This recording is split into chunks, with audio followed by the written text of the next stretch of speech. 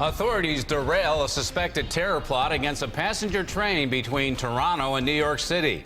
It's a case hitting very close to home for Western New Yorkers, with a heightened sense of alert right in our own backyard. Good evening, everyone. Authorities say the suspects worked with the world's worst terrorist network. The men remain locked up across the border in Canada tonight. Authorities say the suspects wanted to target a passenger train between New York City and Toronto, which means the engine could have passed right through Buffalo, Niagara Falls, and Depew. A lot of details are still evolving about this international investigation. News 4's George Rickard is live in Buffalo tonight with the very latest. Yeah, the train in question comes right through here twice a day. Today was no exception, although security was clearly tighter as the two men accused of being terrorists appeared in court across the border. Under heavy security, 35-year-old Raid Jasser appeared in front of a Toronto judge who kept him detained until a bail hearing next month. Jasser is charged along with 30-year-old Shahib Essaguer of Montreal with what police believe was an al-Qaida terror plot to derail the so-called Maple Leaf train route, which is the Via Rail in Canada and the Amtrak in the United States.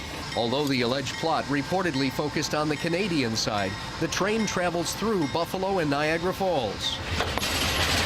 This morning, we caught up with passengers at the Amtrak station in Niagara Falls. I'm very scared because I've got young kids. I don't really like to put them in danger, right? I know people are now scared of traveling in the airplanes, but I thought the train was much safer. Irene von Stork takes this route every couple months, but today seemed different. They were more thorough in checking your papers and asking your destination and your purpose for travel and so on.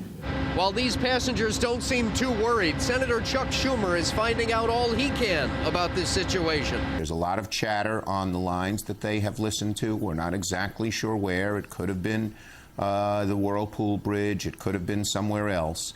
But they plan to do a terrorist plot involving blowing up tracks and having a train crash. Raid Jasser's father, mother, and wife all turned out at his court appearance. His family has lived in Toronto for 20 years. But certainly my client, as I indicated before, is in a state of shock and disbelief that this has happened to him. He is gathering himself. We are working together. We're working with a family, and we will all look forward to defending these serious charges. It's interesting. Yesterday, Canadian officials had made it pretty clear they believe the attack would have happened on Canadian soil. But Senator Chuck Schumer got an update from the FBI today, and he believes it very well could have happened on this side of the border.